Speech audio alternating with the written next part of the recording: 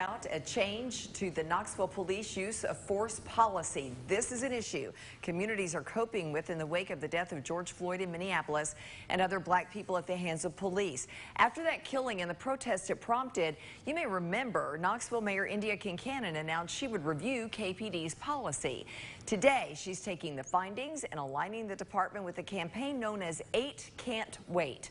WATE 6 on Your Side reporter Madison Keevy now joins us in the studio. Madison, you've been investigating use of force. Let's explain what 8 Can't Wait is.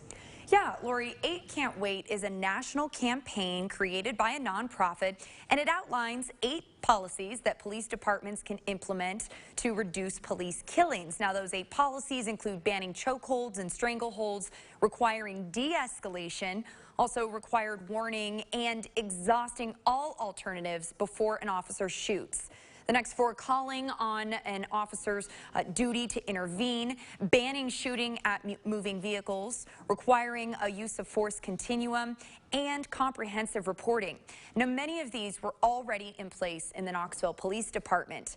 In adopting the 8 Can't Wait policies, KPD now bans what's called a bilateral neck restraint, has added the use of force continuum to the policy that was only before used in training, and requires officers to report when they intentionally point a firearm directly at a subject, even if the weapon isn't fired.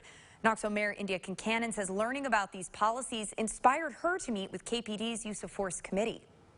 I was like, wow, it's 14 pages.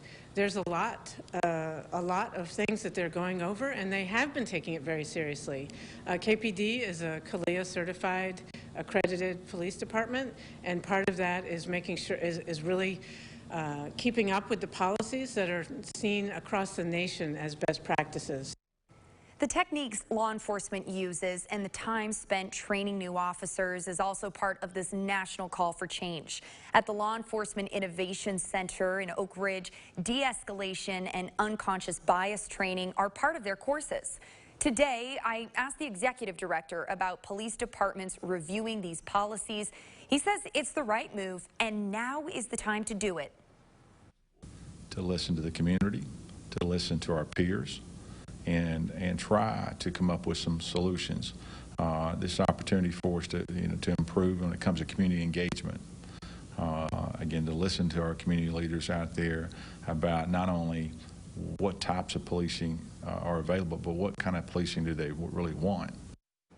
Now, Scarborough says in an effort to practice what he's preaching by listening, the Law Enforcement Innovation Center is working on proposals for grants and funding to recruit more people of color for law enforcement positions, to diversify agencies both locally and across the country. Lori. All right, Madison, thank you. And KPD's use of force policy is available online. Mayor Kincannon says it's not only for internal use, but she says the community has a right to that information as well. Bo?